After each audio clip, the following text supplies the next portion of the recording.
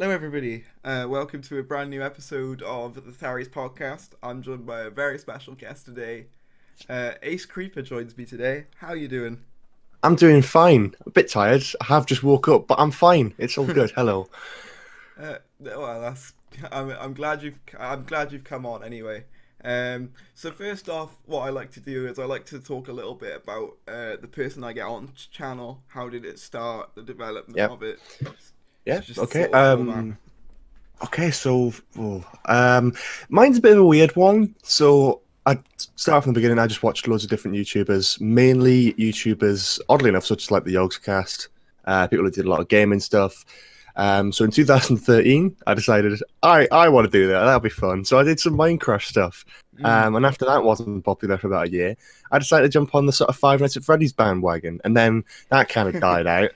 And then in sort of late 2017, early 2018, just as Peter Capaldi was leaving Doctor Who, just as brand new era was coming in, I thought, yeah, I'll make a video talking about the behind the scenes stuff because I thought why not? And people watched it. People actually jumped on the channel and saw it, and it was successful. And I thought, oh, that's something that works. Maybe I could do some more of that. And the more I did of that, the more people enjoyed it, and it's just kind of went from there, really. Yeah. Yeah. That's cool. No, I kind of like how you didn't just start with Doctor Who because I know I Mhm. did. I had a very clear idea that I wanted to do Doctor Who, and the core reason was basically just because I grew up with Doctor Who YouTubers. I sort of grew up within Yeah. that space, so sort of. Yeah, I mean, I suppose it's similar because I've always obviously I've watched Doctor Who since I was like 5. Mm, I've always kind of watched it as a main part of like my life now, but I always watched Doctor Who YouTubers as well. Like I did actually watch that content, mm, but I never thought about making Doctor Who videos. Like I did make reviews, but they were very basic reviews, like me yeah, talking over a slowed down version of like the Next Time trailer. That was literally it. And yeah, then it was, I can't remember what I can try to think of what the first one I made was now, but I think it was like stuff about the Rosa Parks filming.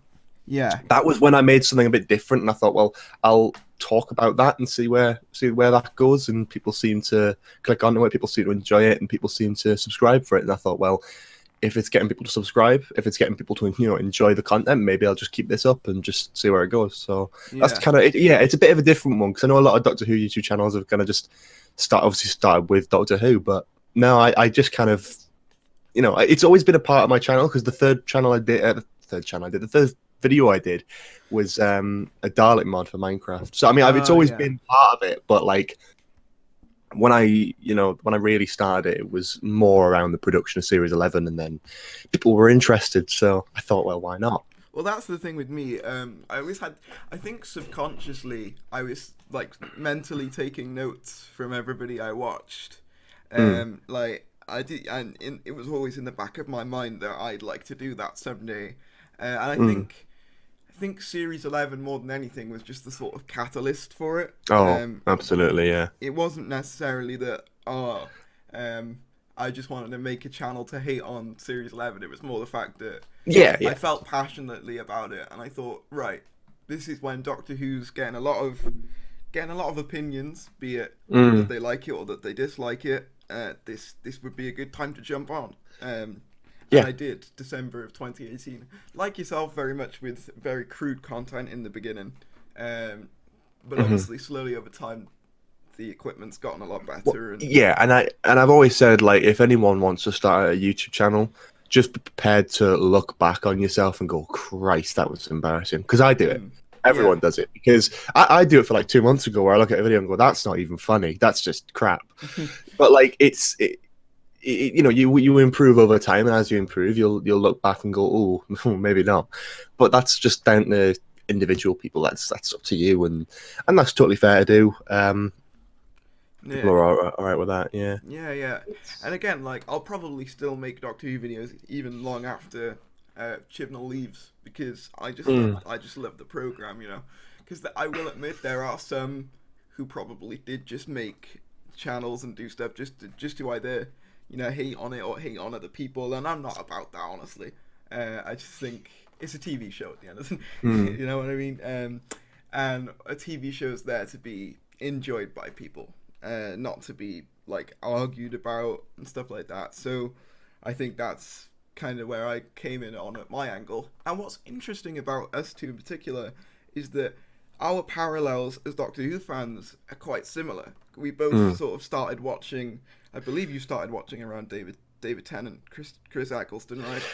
Yeah, I mean, my first Doctor was Chris Eccleston, but I watched series 1 and 2 back to back when I was younger, and the first one I kind of watched live on TV was series 3. So yeah.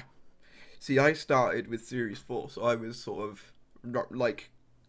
pretty soon after that, and then I went back and watched series 1 to 3, and then I think we both said that Matt Smith was our sort of childhood Doctors, like us, like that. Yeah. That was my first full era from beginning to end. I think I mean, Tennant is kind of my Doctor as like a child, but I think Smith is probably my favorite because I've got that much I've got like a weird sense of nostalgia for that era. Yeah, so do really, I. Which is it's an odd one. That's why I find it difficult to because a lot of people don't like series 6 and 7, but I've always got this sort of personal attachment to it because I sort of grew up with that era of the show, so it's always going to have that special place in my heart, I suppose. And then obviously Peter Capaldi came on, and obviously the 50th anniversary as well. 50th anniversary was probably the best time to ever be a fan, I think. Yeah, I think that was a great experience. Naturally, I mean that was fantastic. Yeah, that was a great time. But at the same time, I'm not sure. I think looking back on it, and I think as much as I do have a nostalgia for Smith's era, like I think on rewatch things change, and that's why I mean this is the one thing I would always say is like Day of the Doctor is brilliant, but the more times you rewatch it, the worse it gets because you see its flaws more often. Like if I'd only seen Day of the Doctor once, and it was that one cinema experience, sitting there watching it with all these other fans around you, if that was the only experience, it would be the best episode of all time. But because I've seen it so many times since, I can pick out its flaws and Moffat's quirks and stuff because it was a rushed episode, but. You know, I mean, it's still decent. It's still really enjoyable. But definitely. I just think it was a huge event for television, wasn't it? Really, like across the world, people were great watching job with that. Doctor Who, and that's something that Moffat really excelled at. I think was sort of the event television. Even if sometimes the main series was a bit lacking, he could really do the big sort of event stories.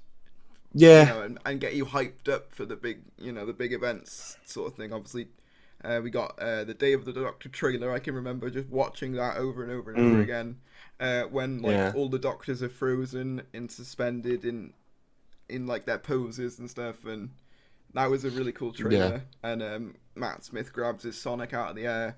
Like that was a really cool trailer. And I think he just knew how to get fans excited.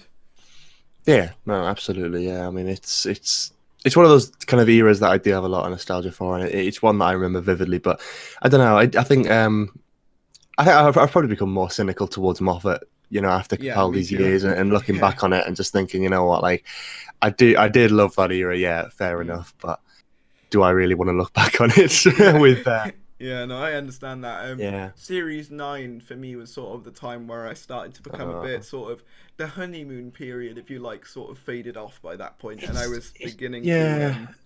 I think same for me as well. I think it was the first time I think I ever... And like, as a kid, you watch stuff like Love and Monsters, and you watch stuff like The Crimson Horror, and it's not that much of an issue because like you're a kid and you're just watching Doctor Who, and it doesn't really matter whether an episode's good or bad.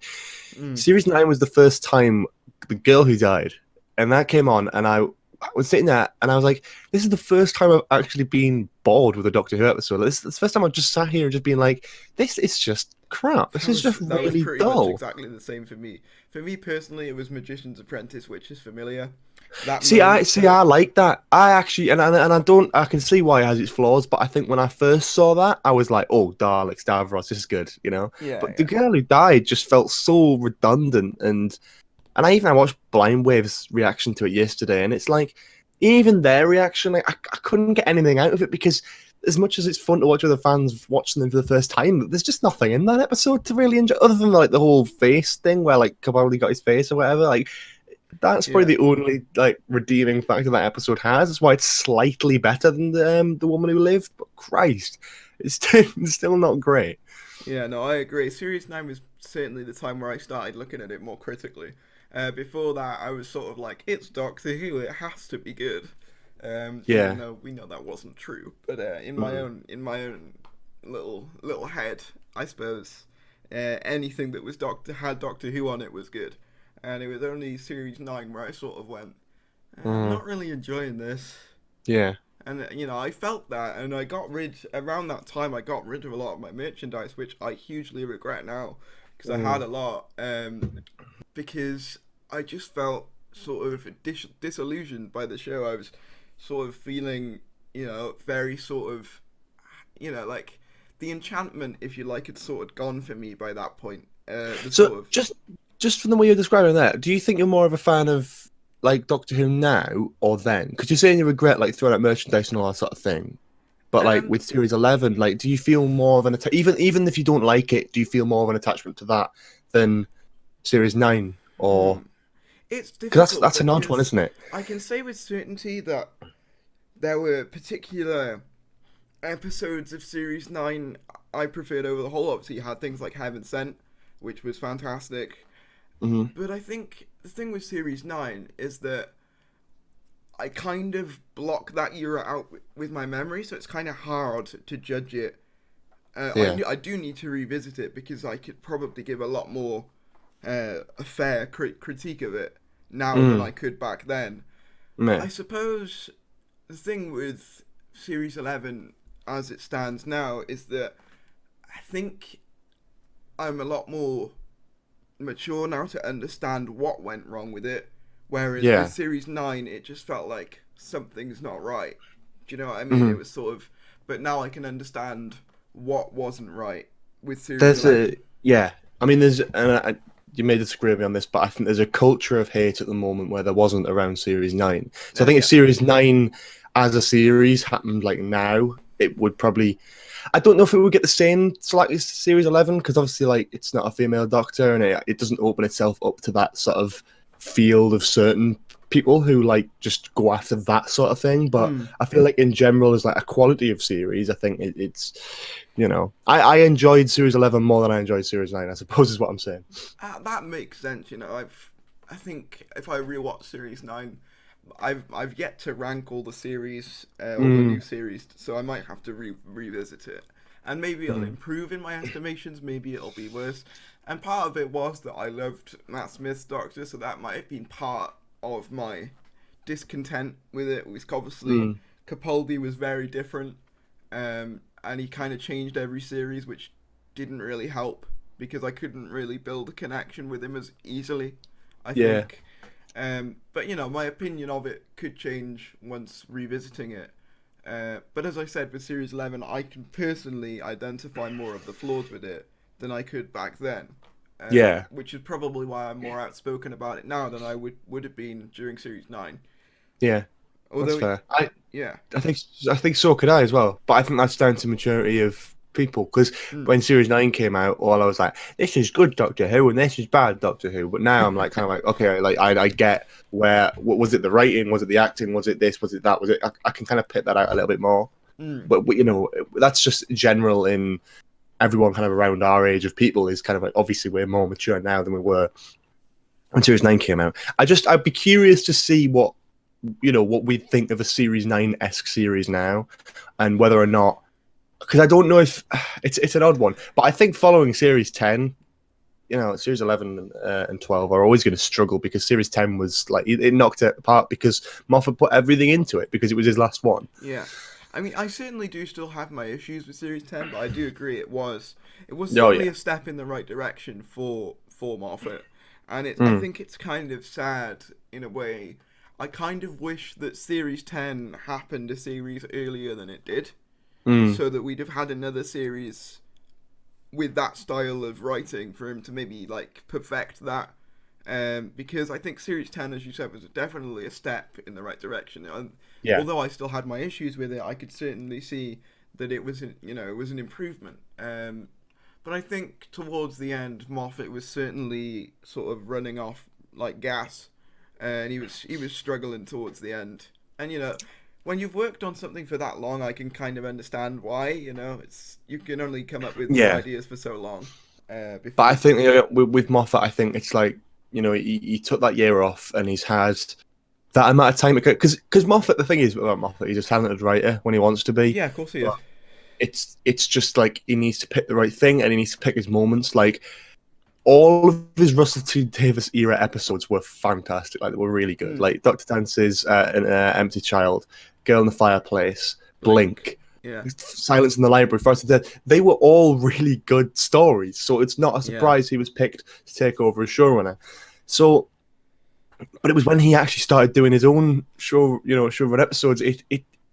It was all right, but it did take a bit of a choices like the Paradigm Daleks. Like I didn't mind the Paradigm Daleks, but the fact that he just like wimped out and just removed them from existence because he didn't think they were popular enough. Like if you're gonna do something, stick with it, right? Don't run away. If you're gonna do something and you're gonna be, at least even if it's crap, be determined and stick to it, because that would have worked in the long run if he just went with it, But no, he didn't, and I think part of the problem stuff is like because, that, because he's a Doctor Who fan himself. He kind of knows how passionate, shall we say, Doctor Who fans can get over certain things. Oh yeah. So I think it was more of a precaution than anything else.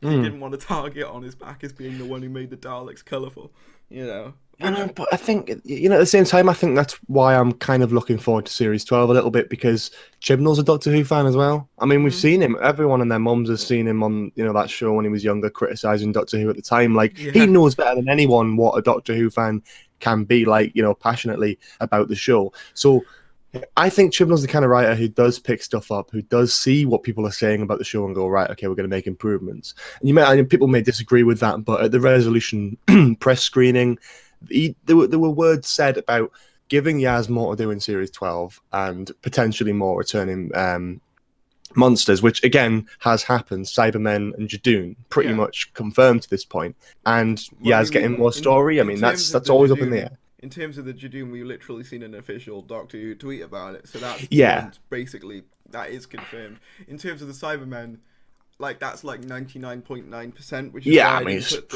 pretty certain, which is why I didn't put the word rumor in the video, is because you could literally see guys with handles on their heads. It's not before that photo came out, I was kind of like, well, I'm gonna have to put rumor, because you can't really, anyone could say it's a knight in shining armor, but when those big iconic handle-shaped heads came out, I was like, there's no way you're denying that at this point. I think the thing for me was when I did my original video on the Cybermen, that image hadn't come out, which is why I made a tweet about it. But which really annoyed me. But, typical, I zoomed in on the image, and you could clearly see that the hand was more robotic, and there was a sort of laser attached to it. And I'm like, no knight in shining armor is going to have a laser attached to their to their wrist, And their boots were very similar to the Cybers Industries ones when I zoomed it in, So I was 99% sure even then that it was all to be confirmed, and then we got that image as well, so that's basically confirmed it. I think the thing with Series 12, I never go into a series wanting it to be bad. I went into Series 11 like you did, very much with an open mind. I just think what fans get out of a series can differ very much between fan to fan, Of course it can. Yeah, absolutely. Woman Who Fell to Earth, I will say, gave me hope. I certainly thought it had potential there. I think my personal opinion on it is that it just didn't capitalize on the potential that was set up in Woman Who Fell to Earth, personally. So that's just my personal thing. I think the first 3 episodes were pretty solid, if I'm being honest. I know a lot of people disagree with that, but I think even the Ghost Monument, it's not perfect, but the first 10 minutes and the last 5 minutes are classic Doctor Who gold. The cinematics of the first opening 10 minutes are Star Wars level, really good, top tier budget film quality, CGI, directing, whatever. Because there was that one shot, I think there was no cut, and it was about a minute or 2 long of one continuous shot all around the ship of Jodie and someone else performing. That is tough work to get a full 2-minute shot totally uncut in the role, totally working. And then obviously you got the thing crashing towards the planet, and it just looked great. It looked really well done. And I don't know how people can say what you want about the quality of Series 11 and whether you enjoyed it or not. I think the CGI has been great, and I think that's something I really look at. And fascinating to see Doctor Who finally look gorgeous. I think like you say, it's like the ships and things when they do like crafts and machines and stuff, they look really good. I think where the CGI lets it down a little bit is in some of the creatures. Two examples I have are the Morax King from the Witchfinders, which does kind of look like just I don't know. I think that was probably one of the better ones in all fairness. I think I get that, but I think then it's like, if you look at the specifics of, I mean, it is mud, so it's gonna shine, it's gonna glow, it's gonna look like a sort of video game character. Yeah, I did like the fact that when it went up towards the camera, bits of mud went against the camera. That was a nice little touch. I thought that's a clever little thing to add. What I think this arachnids in the UK was the one that I thought, but even they're then, clearly not real. I actually thought the spiders looked good by Doctor Who standards. By Doctor Who standards, yeah. I mean, anything looks good by Doctor Who standards. Because Doctor Who standards, classically isn't great. I mean, if you compare the spiders in arachnids to like Lazarus from series 3, yeah, that's at what least I even said. Yeah, Mark Gatiss' massive face on it. Fine. Yeah, because I recently re-ranked each series 11 episode from worst to best, and that was actually a really difficult list to do, because the thing is with me is that they were all very unique in their own sort of ways, and what I mean by that is like I didn't enjoy a fair few of them, but I didn't enjoy them in different ways, so it was kind of picking out what was more important. And it was, and I've always said, power to the people who can enjoy Series 11 and see the positives in it. I'm not going to take that away from you. This has just always been my personal opinion, that's my fine. headcanon. And, I totally get that. I think with me, it's like, I just don't get why people, and I get like reviews and stuff. Like, if you're going to talk about it seriously, yeah, fine. Like, if I disliked an episode of Doctor Who Series 12, for example, I would bash it in a video, because if I don't like it, I would talk negatively about it. I mean, I didn't really talk very positively about the Saranga conundrum, really. I skimmed around it, and in hindsight, maybe I should have been a bit more harsh, because that episode was worse than I probably made it out to be in the review. But like, I think it's the people who want to hate it and really, really thrive to hate every single thing about it and go out of their way to try and make content and it's like, oh, well, this is just getting worse and worse and worse. Like, if you don't like it, that's fine. Review it like a normal person, yeah? I'm reviewing it like a normal person. I just happen to enjoy it more than other people. That's fair enough. I mean, I can certainly see that. And in my case, when I re-ranked them recently, I did try and find positives in each one. Even though in some cases it was quite difficult for me, because I could say that I really didn't enjoy that, but I'm going to try. And I think a part of it as well comes down to audience, because a lot of my audience don't like Series 11, don't like Series 11, don't like Series 12 for various different reasons. So it's an element where you've got to try and make sure that you're catering to the audience while still being truthful to what you actually think. And that's a very difficult line to tread.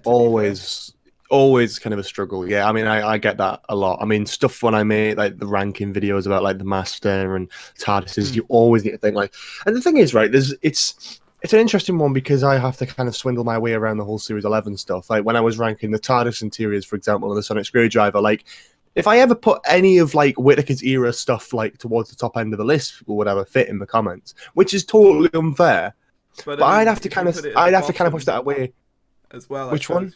If you put Series 11 at the bottom as well, you'd probably still get people saying. You get people saying stuff either way, because people are going to disagree with you, and people are fussed like that. And but I think at the same time, I don't hate Whittaker's era stuff. Like, even people who say they hate the TARDIS, like, I like the TARDIS more than like the secondary console room from Baker's era. Like, it looks nicer than like a church. Oh yeah, like a I ranked it above that. It's like it's one of those things that, but then like people will go, well, that was my favorite TARDIS. It's like people are allowed their opinions, but I have to kind of swindle it a little bit in a way, because it's like, well, I can never put Whittaker's era stuff too high. Even when and I think the riskiest move I've done was putting Series 11 above like Series 2 and Series 7 and Series 9 on my ranking list. See, I wouldn't do that. But that's just and people didn't like that. But again, like, there's nothing wrong with that. And I said in the video, I mean, there's there's 11 series of Doctor Who, New Who, right? And if you're going to rank them, there's over 39 million different ways you can rank that list. Mathematics, it's been worked out. And, like, people still... You're going to disagree with me. The chances that 1 in 39 minutes... Of course you're going to disagree with me. There's no way you're going to agree exactly. But, like, just keep it civil, you know? That's all I ask, really, is just keep it civil, be nice, don't be an arse about it. Just... If you're going to disagree, but you don't have to do the whole personal insults thing. It's when people come onto the videos and go, like... When I did my... I think, and it's one of the most recent ones when I did my sort of everything we know about Series 12 so far. That one did really well as well, didn't it? I'm happy. Yeah, I'm happy with that, and I'm happy with the video quality as well. Like, I'm really happy with how solid it looks and whatever. But it was in the sort of I think what it is it's a totally unbiased view. I don't even talk about Series 11. I don't say how I think Series 12 might be good or not. I just talk about what we know about it. And there's still people who come in the comments. I think there was one the other day which was like, what we know so far is that it's going to be shit. No, you don't know that. You don't know that. It hasn't come out yet. It's like, oh, well, and the Cyberman thing is like, well, last time Chibnall did a Cyberman story, it's like, Cyberwoman's totally different. It's Torchwood. Like, I've watched it. I get it. The worst thing about that episode was the design of the Cybermen. Right? There's like the Cyberwoman even. Mm. The story itself was solid. Like, the atmosphere, everything about it worked. It was just the design, which Chibnall didn't make the design. You know? Like, just because he wrote the episode. Like, it's an odd one. Like, it's just, people seem to really just, even people who hate the era, which is perfectly fine. Like, if you don't like something, fine. But it's been, what, like 6-7 months now? Just chill out, you know? Chill out. I mean, one thing I have noticed when I'm doing my videos is the Series 11 videos don't actually do that well anymore. People want to know about the future. They want to know about Series 12. They want to know about, even after Series 12, they want to know about stuff like that. Series 11 itself, I think, as a topic, has kind of been run into the ground. Thank God. At this point, I'm sick of hearing about it now. Like, even I enjoyed it, but like, I'm sick of people talking about it now. I'm just like, just move on. Because as I said, right, I did a ranking of Series 11, and it didn't do as well compared to some of my Series 12 videos that have been doing really well recently. But the thing is, I think with a lot of my fans, is they kind of feel sort of ostracized because they're sort of branded as all these things for not liking it, and that goes the same the other way around as well. But I think that's the thing with a lot of my fans is that, you know, they're not trying to hate it for the sake of it. They just feel sort of disgruntled by the fact that whenever they bring up their opinion, they're instantly like labeled and blocked. Yeah, no, I'm not saying that, but I would argue that some, in both sides of it, there's two extremes. There are some people out there who I would say do want to hate it, want to hate it. I just think, I wouldn't, you know, I wouldn't say your fans because I don't know your fans personally. It's like there's a thing of, if people don't like it, they don't like it. That's perfectly fine. I'm totally fine with that. But like, don't bring it to me and whatever. Like, don't, if for example, again, like back to that video, like someone dropped the other day, it was like, this is going to be really bad, filled with SJW, all that sort of thing. And I said, if you're so concerned and you really hate the new era, and they even said, I'm not going to watch until Chibnall's gone. That's perfectly fine. Totally happy with that. Fine. So why are you watching videos on it then? Like, why are you still watching videos about it? Why are you commenting on a video like that I've put a lot of effort into about something that's totally irrelevant that I'm not even talking about in the video? And then he just replied with insults, just going at me for just asking why. And I think it's that side of it's that kind of stigma. But then the other side of the coin, I get it, because there are people who undoubtedly love everything about the era. Get it? And that is slightly a bit like, come on, you've got to have something negative about it. There's got to be something you don't like about it, because there's no way you can say it's perfect. But there's no one you can say it's 100% terrible. There's no one you can say it's 100% brilliant. Yeah. I mean, I think the thing is, if someone 100% likes it, they're well within their right to do so. Just don't. Just don't think that everyone who doesn't feel the way you do is a sexist or even in the other way around, when people who do like it talk about it. You know, that doesn't mean they're an SJW or and that's the thing. If you hate it, it doesn't mean you're sexist. If you love it, it doesn't mean you're a BBC shill. It's not. It's stupid names that get flown about left, right, and center. I've been called that before. I've been called a BBC shill for saying an episode was like 5 out of 10. So Yeah. it makes no sense. Like, if I was, if the BBC wanted me to make good reviews and they would like bribing me into doing it like on a backstreet dealer or something like that, I'd be giving every episode 10 out of 10 of put it this every way, era. If they approached me with that, I would as well. Yeah, it's one of the. Of course, do you think the BBC would go? Yeah, we'll pay you to make a good positive review, but yeah, just make sure you don't give it 10 out of 10. Make sure you give it like 5 out of 10. Where's the logic in that? Really? And if you see our like, if you go, because I've said before how like little we actually get from our videos. Oh yeah. We Hey, really, I mean, we really don't get that much. people seem to have a stigma about YouTube of like making. Hey, if you're a YouTuber, you make loads of money. I'm going to join YouTube because I make loads of money. No, you don't. No, you don't. Well, I'm no, just sort of learning that now because obviously I'm getting videos that are doing 1,000, 2,000, 3,000, and I'm seeing the revenue and going, oh, okay. Yeah, I think there is this sort of belief that if you get like over 1,000 views, you're gonna do really well, and it's like no.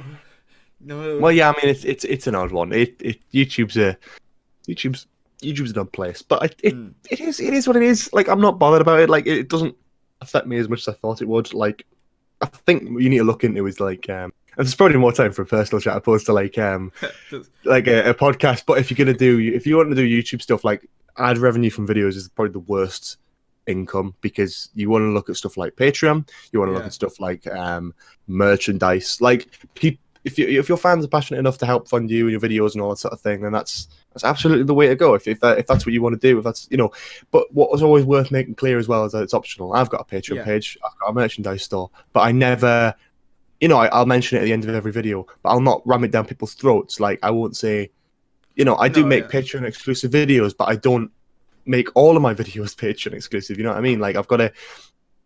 I do care for just the general audience, but it would be nice as well. Yeah.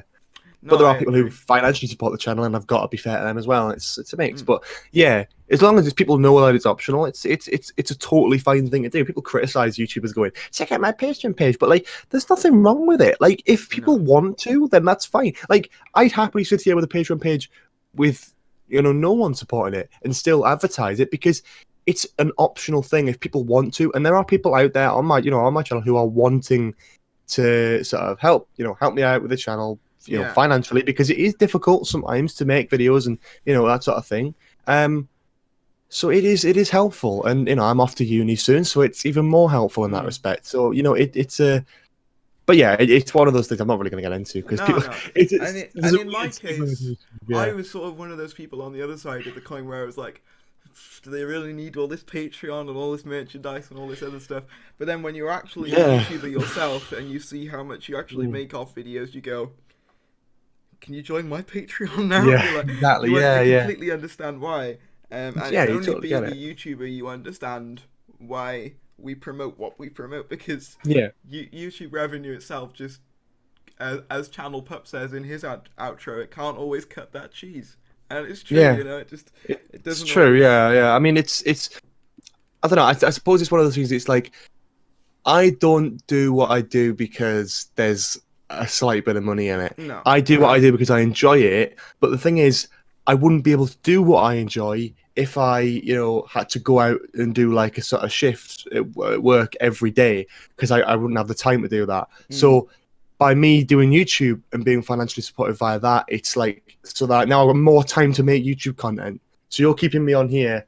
That helped me out, because it's a sort of win-win type of thing. But it's one of those ones that people don't really talk about, because it is a weird one, because I don't want to talk about it and then people go, I know all the secrets, so I'm not going to support whatever. Like, it's one of those things. It's like, you want support, but you don't want to be a dick about it. You want to just be like, well, yeah, I mean it. So one thing I wanted to talk about, some recent news actually, and I probably won't make a video on it, so I'd probably talk about it here. What do you think of the season 26, the Blu-ray announcement?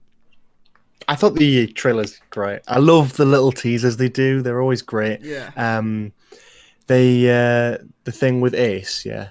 Yeah, I think the Ace trailer is my favorite so far. Well, they do loads of stuff like this, and usually it's the same. I mean, the guy who wrote Kablam writes and directs. He did the Joe Grant one, and he did this one as well. So Really? clearly, he's a massive, massive Who fan. Props to him. He's done a lot of good stuff and a lot of good work. I think that actually shows in Kablam as well, because to me it felt the most like Doctor Who out of the entire series. It's the only one that kind of references the past a little bit, other than Resolution, I suppose, isn't it? Yeah. So yeah, no, I'm you can kind of tell, but I think it's good. I think he's on the Series 12 writers table as well. Not 100% on that one, Well, but that's good, hey, I enjoyed I like Kablam, him. so I'm happy with that. Yeah. And the guy's nice as well. Like, the guy, he's a fan at heart. And I mean, not most Doctor Who writers usually are, but this guy, like, he's a fan enough to the point where he's actually writing these short and directing these short things just to advertise a classic box set. But like, these little things, to me, I don't know about you, but to me, they're canon in my eyes. Like, loved the idea. Yeah. I think, was it the charitable organization thing that was actually mentioned in Sarah Jane Adventures? Yeah, I was just reading the comments on the announcement trailer. Yeah, that was some really good world building. That must take a fan to find that reference from a show that's not been on for like what? When did the original run of Sarah Jane Adventures end? Oh, probably around. I think it was around 2011 she died. Yeah, so probably around then. So that was like 8 years ago. Yeah. So that's a long time in terms of like entertainment terms. Yeah, and it's always good to have even for like little trailers like this. It's always nice where it actually does make sense in regards to the canon of Doctor Who. It doesn't contradict anything. It's quite nice in that respect. So yeah, my general opinion on the box set and trailers at least are great. The box sets themselves, I don't collect them because there's so many classic series. I haven't got all the money in the world, so I'm not gonna. That's fine. By the time I thought I might try and collect a few of them, I found out that the season 12 one is just like so rare and like 300 quid, and I'm not going to buy that. Then am I? I was lucky. This season, I'd like to have a full set. Just to be nice to have, nice to display, maybe nice to watch at some point in the future. But I was very lucky, as a fan actually sent me the season 10 Blu-ray, the Blu-ray box set, which was absolutely lovely, and I still feel guilty about it to this day. It's like, because obviously he wanted to send it, but at the same time I'm like, these aren't cheap, they're like, I think they're like £40. Like, that's a lot of money. But, I get it. Like, if he's happy to do it, then that's fine, and I'd love to get a full set one day. Obviously, I know the Trial of the Time Lord one got delayed. Do we actually have an official reason as to why?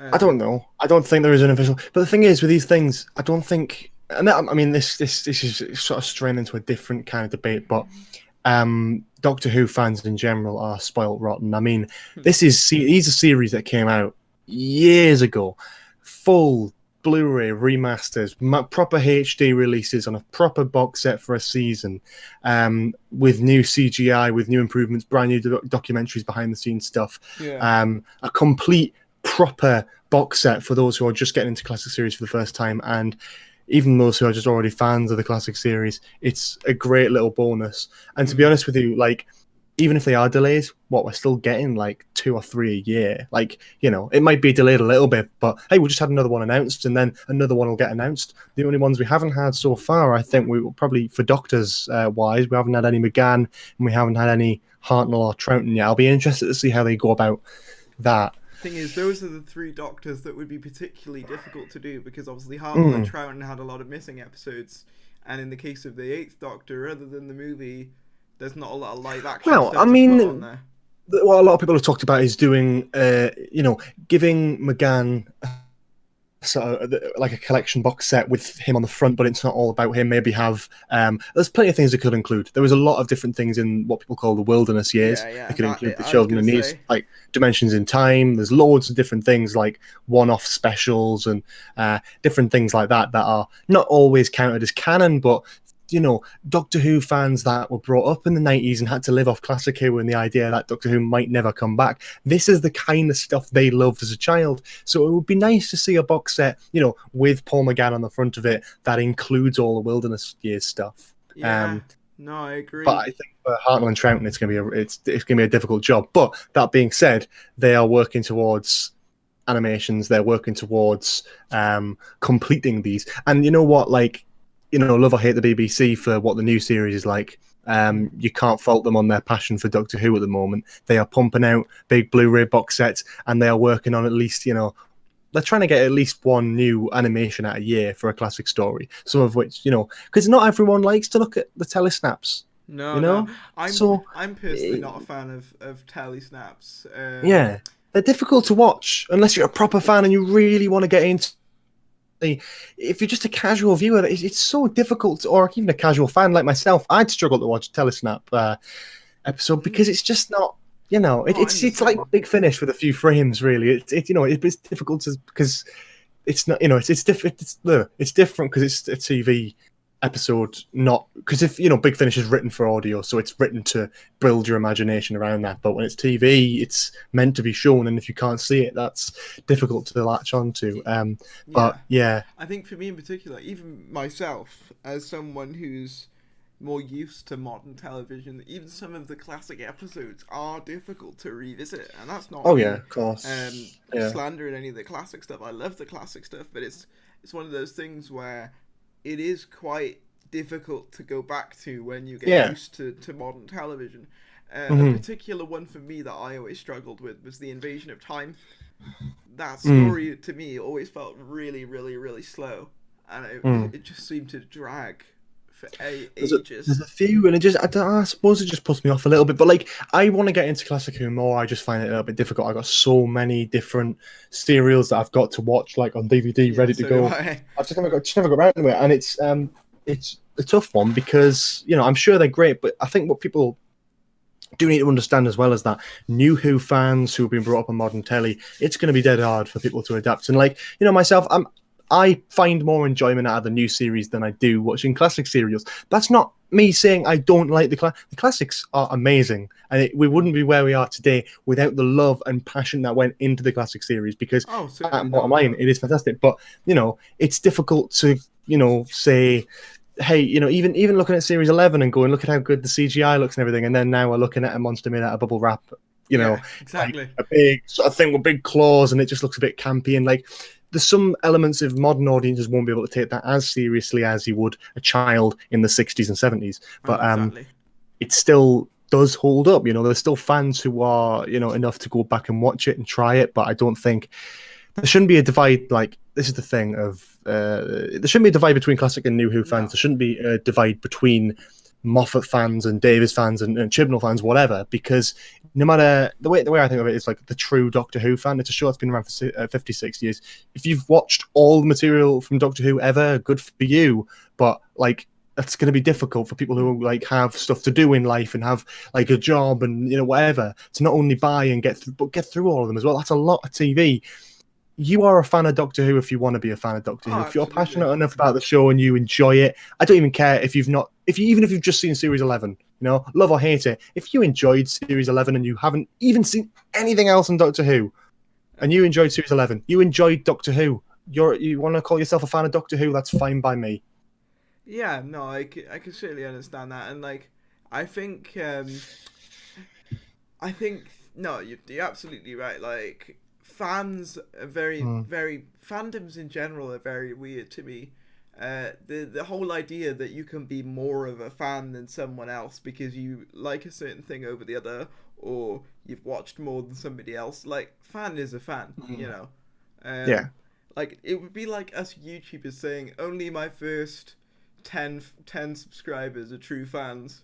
Yeah, well, that's exactly it. Yeah, that does a huge disservice to obviously in your case and even in my case, the hundreds, even thousands of people who subscribed afterwards. Yeah.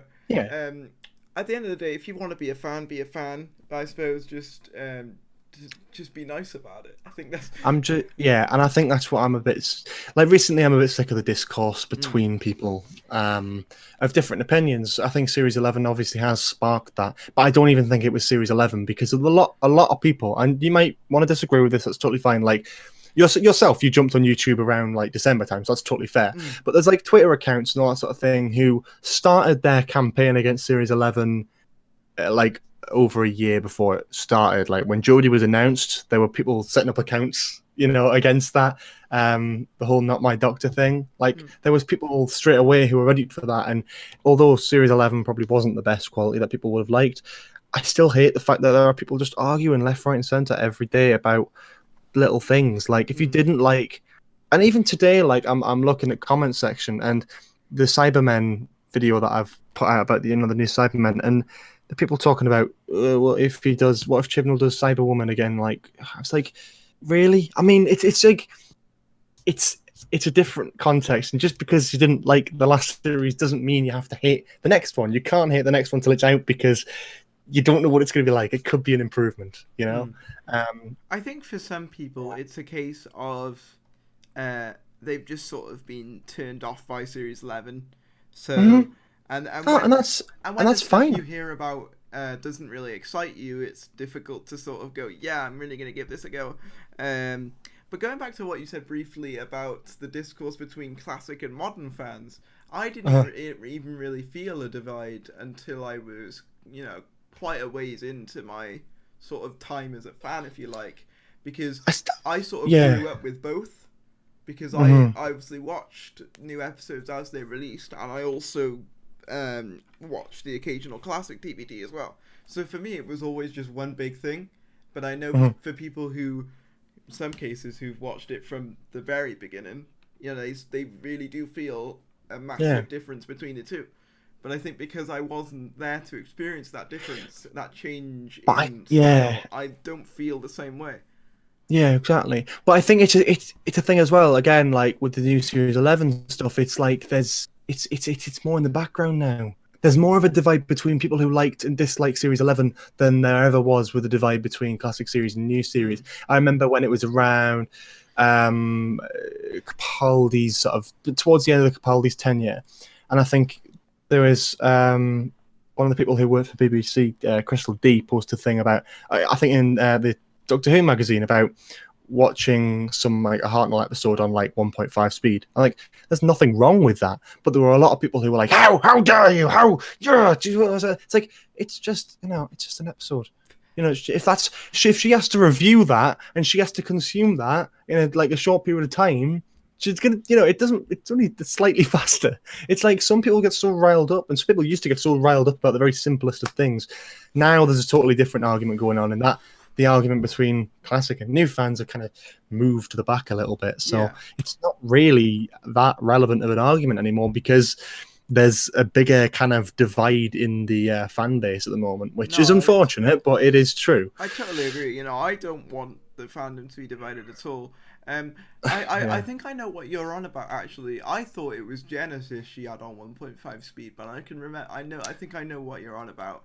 It was something. I mean, either way, even if she watched a new Who episode on 1.5 speed, she has to review it. It's a job, so if you're gonna consume it. I think the main argument I would have to counter that is basically if you're getting paid to review something, you should be expected to watch all of it. Like for they're watching all of it. Don't review like Heart. Well, yeah, they are, but they're sort of doing it in a sort of clip notes kind of way. And I can understand why it would appear disrespectful if you're working for an official publication. Yeah, I mean, of course, but I think it wasn't like a thing of they posted the review and it said clearly that they don't. No, I think it was a throwaway comment in a transcripted conversation in like an article in Doctor Who magazine 1 month. That's how it was one tiny little thing. It wasn't even that important. She just said, I watched the Hartnell era episode on 1.5 speed or something. I can't remember the exact quote, but it was along the lines of that. And I just think generally, I think I can see where people would make a joke out of it because it can be construed as a meme if you could twist it a certain way. But the people who genuinely got quite annoyed about that, it's I think there's more important things happening on in the world at the moment to get annoyed about than Crystal D watching a Doctor Who episode from Hartnell era a slight bit, not even double the speed. It's I get what you're saying, but I think it's just there are certainly worse things. Of course, that. But I think Doctor Who fans as a collective have always been rather opinionated. Oh God, yeah. Doctor Who fans and myself included, so entitled. incredibly intense. But that's the same with any TV show that's been on this long, you know. Star Trek fans are, Star Wars fans are starting to get a little bit annoying now as well, picking the shots. Like Star Wars fans, when the prequels came out, yeah, they were quite distasteful and going, "Oh, I don't like this," but they weren't bashing it the way the sequel trilogy is being bashed. Not to drag yourself into this, but like people bash the sequel trilogy like and saying that The Last Jedi was the worst. Like they're not. They are actually. They're still films. They're like good quality films, even if they're not great. They're still better quality films than the prequels, I'd say. But like it's one of those things where if a franchise goes on for so long, there were fans who were there at the beginning versus the fans who have joined in the last few years, and there's always going to be that eternal argument. And fans who have been there the longest will always be entitled because they feel like they have more rights over the original product than the people running it do.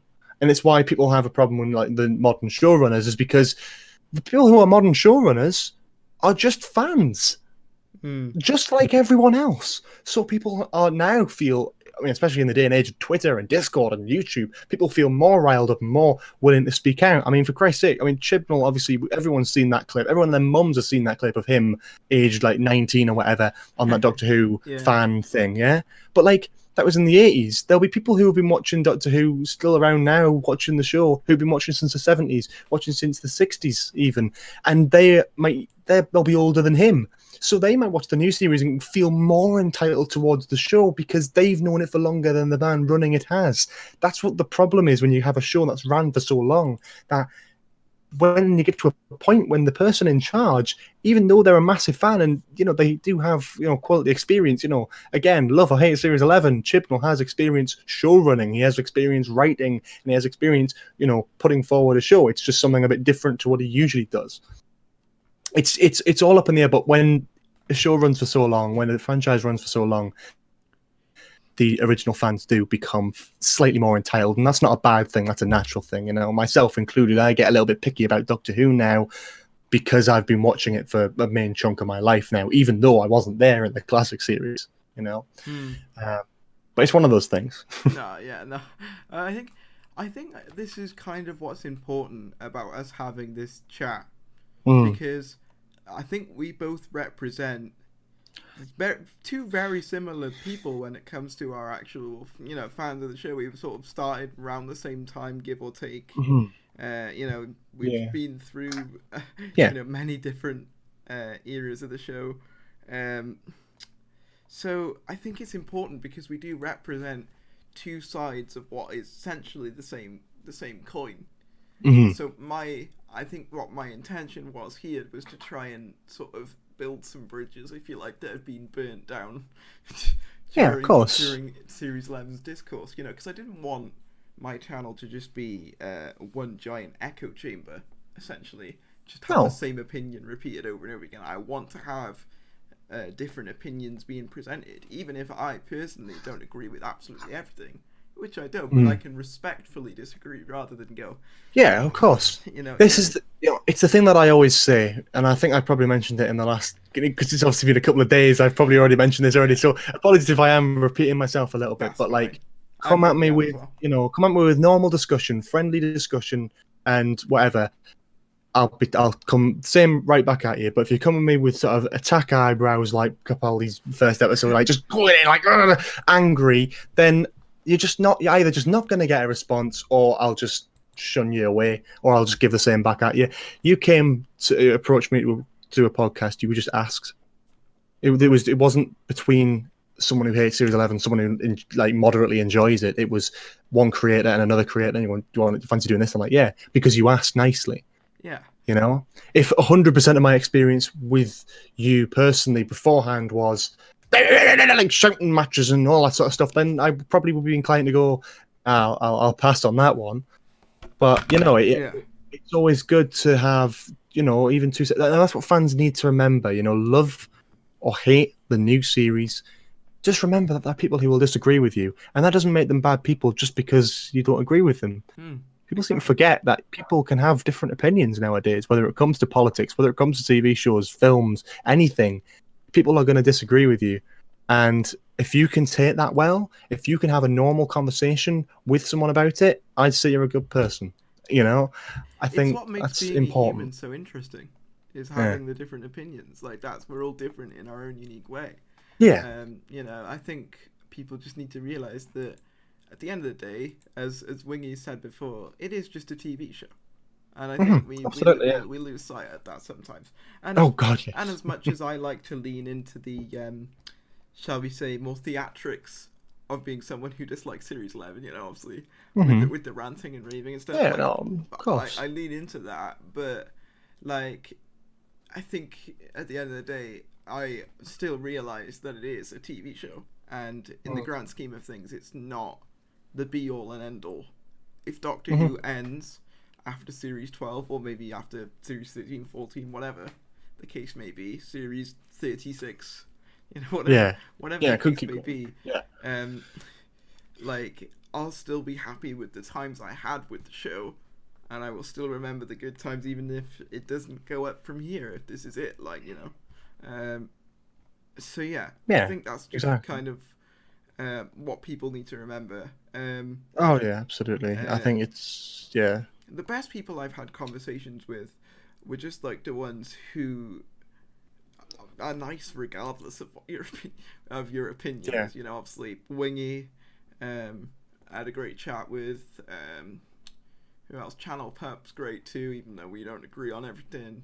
You know, I've had some great chats on this podcast thus far. And I'm hoping to get a few more people on as well who have some different opinions. You know, if it's something you want to do, reach out. You know, I it's difficult to do. I struggle to do podcasts because it takes a lot of time out, and time's not something I've got that much of nowadays.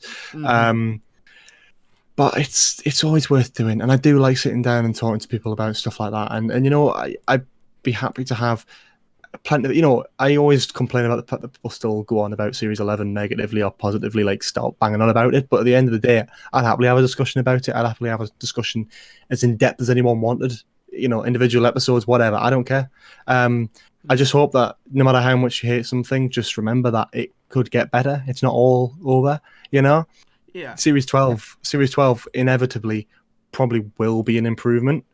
And that's what you need to think. Like, it's when it does come out, you know, besides the politics stuff, because I don't like to get involved with that. That's fair enough. I can't stand it. I'm not a very politically minded person. A minefield. It is, yeah, totally. So avoiding that topic. With Series 11, I think the main concerns for a lot of people were like not many references to the past and not many returning monsters and Yaz having no development, right? Series 12, let's say Yaz gets development. Yes, you know, we know we're having returning monsters. We've got the Jadoon, we've got the Cybermen. What if we have a returning character? What if Jack Harkness appears? It's going to instantly be at least a slight improvement, you know? Because the writing, the production will be the same, realistically. Don't set your expectations too high. But if your problems with Series 11 were non-politically focused and rational, then you probably might actually like Series 12 a little bit more. Who knows? Chibnall, and I think this is an important thing to know, I've just recently binged through Torchwood, which I'm currently reacting to on my channel. Yeah, I've seen this. Absolutely. I've literally just before this recording session just finished Children of Earth, and obviously that wasn't done by Chibnall, but the step up from Chibnall's writing in Series 1 to Series 2 gives me a lot of hope for him for Series 12, because the guy can write. The guy can write some fantastic emotional stuff. I've never been so emotional over a Doctor Who product like since Matt Smith left, until Torchwood came along and just hit me in the face with some of Chibnall's best writing. Yeah, I haven't really watched Torchwood properly, so yeah, it's an odd one. Trust me, you probably should. It is really worth it, especially if you want to see what Chibnall can do when he's at his best. Yeah, I think that's the Series 1 Blu-ray. I've just not got around to actually playing it yet, because I've got so much. My collection, because I keep getting sent stuff and keep buying stuff, my collection just keeps growing and growing and growing, and I just of course, I get it. But I think even not just for you, but for people who are listening as well. If you want to see some of Chibnall's finest and you want to give yourself some hope for the next series, watch episodes 11, 12, and 13 of Series 2 of Torchwood. That's Drift, Fragments, and Exit Wounds. Some of the best television in the Doctor Who universe I've seen, not including Children of Earth, because Children of Earth tops it all because it's Davis, and he does smash it out of the park. That's like years and years, that. But the end of Series 2, you know, out of the first two series is some of the best work and some of the best stuff I've seen out of Doctor Who in a long time, and I was honestly impressed. So, which gives me hope, because there's things that happen towards the end of that series that are very emotional, very sad. You know, if Chibnall decides to kill off Graham or whatever, he's going to make it sad. And I hope that's good. I hope he does a good job with that, because if he can make a few people upset and go, oh, God, this is actually quite emotional, then maybe people will actually go, this isn't actually as bad as I thought it would be. And that's really what I'm crossing my fingers for. Yeah, I mean, hopefully not, you know. All I hope for, I've said this in other videos, all I hope for Series 12 is that it's passable, that I can watch it, and, you know, I can watch it nicely. And I think my favourite thing I've seen of his, I've only seen his Doctor Who episodes, so I can only go off those. And that's a shame, because I don't think he's not got a good track record for Doctor Who, and that's such a shame, because the guy has talent and the guy is good at stuff. I mean, like, Broadchurch, I think, is a great example, but, you know, without getting into that, Torchwood, some of his Torchwood stuff's incredible. Doctor Who, he's not done amazingly, in all fairness. But yeah. To be fair, my favourite one of his is Hungry Earth, Cold Blood. All right. Yeah, fair enough. Because I just think it's the most solid, and I think it reintroduces the Silurians in a pretty clever way. In my own personal opinion, anyway. And I think, it's just well paced and decent. Like, it's nothing incredible, but I could sit and get something out of it. You know what I mean? Whereas I felt like with the last Series 11, for a majority, I was just sort of bored. I think that's the main issue. Like, that's fair for me personally. And and like my issues come from they're sort of mostly critical. The political elements do sort of seep in a little bit, but they're mostly to do with like the writing and the actors themselves. Not so much. Obviously, Bradley Walsh does a great job, and I think Tosin Cole's improving. I think to be honest with you, mate, I think Jodie does a good job with what she's given. You know, I think she does all right. I think you can't. I mean, don't get me wrong. She's my least favorite, like, New Who Doctor, like, flat out, obviously, because I don't think she's had anywhere near enough time to develop herself yet. I think I'll probably judge her properly when it comes to, you know, her actually regenerating. She's had a full era. Then I can go, right, what's her Doctor like, and compare it. At the moment, it's difficult, because although people argue the fact that, well, Eccleston was more developed in his one series, I'm like, yeah, but that's because his whole arc was one series. He had to develop. Whereas, like, for example, like, Capaldi was my least favorite New Who Doctor when I only saw Series 8, and then Series 9 and 10 happened, and I grew to like him over time. But it's a difficult one, you know. He personally is my least favorite New Who Doctor, not because of him himself, but because of the way he was written. Underneath Jodie? No. I mean, above Jodie, he was my least favorite prior to Jodie. Yeah. And again, that's not because of his acting. That's just because of the way Moffat decided to write him in Series 9 and to a lesser extent 10. Because I feel like Series 8 was probably the best way to go. Series 9 well, fair enough, went in a completely opposite direction, and then Series 10 they sort of went for in the middle, which was better, but I still wish. I think we could have really benefited from an extra series with Capaldi. Oh, of course, yeah. I think that could have worked, but you know, it is what it is at this point. Like they've done what they can. I think with Jodie, I think it's he probably will as well. Now, and that'll be fantastic, because he's a great. Capaldi's a great actor. And I don't. I think with Jodie, I think she's a great actress as well, but she needs to be given the right material for her. She is great when she's full of guilt, sadness, just anger. She's great when she gets to those bits, but she's not given any of those bits, because for some reason Chibnall saw her entire performance of being a depressed, angry, and almost violent mother in Broadchurch and went, you know what she'd be good at doing? Really happy-go-lucky. No. No, let's and this is why I've suggested the idea of having, if a companion dies in Series 12. I mean, Jodie almost killed Ryan's dad, so let's not forget. Almost sent him into a son. That would have been crap. But if a companion dies in Series 12, I want her to be responsible for it. I want it to be Jodie's happy-go-lucky whatever that actually ends up resulting in the companion's death, because then you can have a full, complete arc. You can make Jodie have this sort of guilt, this underlying guilt. This happy-go-lucky style has led her to going a bit too far, in a sense. That would be certainly... That would be amazing, because then what you do is if you have that and you have a guilty sort of thing, you could always go, yeah, that was planned from the beginning, because it doesn't matter. At that point, then you can understand the happy-go-lucky stance in series 11 because it's used to create the extreme. Because the thing is that all the New Who Doctors have been moderately depressed over the Time War stuff. So this is the first Doctor that's like hopeful and happy, which I don't mind. I just think Jodie as an actress will benefit from something a bit more dark and a bit more, it seems odd how they catapulted her character. Bright costume, bright atmosphere, all the posters are bright and luscious and great. And they do look fantastic. And I'm a fan of Jodie's costume, I do have to say. I just feel that it would be really, really good as a twist if they turned her into a darker character. If they made her into a darker Doctor towards, let's just assume the whole rumour, which it could very likely be a load of rubbish. If she stays on for series 13, for example, it's a 3-series run. Halfway through series 12, maybe a companion dies. Shock horror, shock twist. And then she's guilty for it. Her arc gets darker for the last half of series 12 and all the way through series 13 until she regenerates. I think that would be fab. No, I certainly get it. It's certainly difficult because as much as I would love that, I'm just really struggling to get excited for it.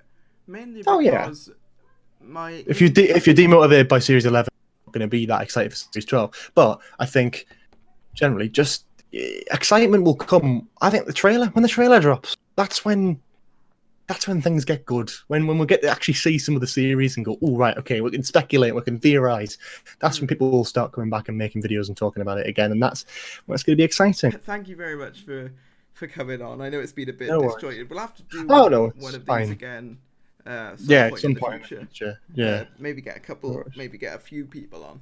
So we can get a bunch of different opinions or something. That'll be interesting. If you did enjoy this video, please give it a like, comment below what you think. Obviously, I feel like this one might be inspire a bit more different opinions, which I'm alright with as long as you. Yeah, that's great. Yeah, do it respectfully. I mean, I'll happily look in the comments as well and see if people have any questions for me or whatever. Like, I'll go in there and answer. I don't care. I don't care if it's someone else's video. I'll happily go and see, because it's a very different, obviously, conflicting opinions. Your audience will be probably different to my audience. So that's great. I welcome that totally.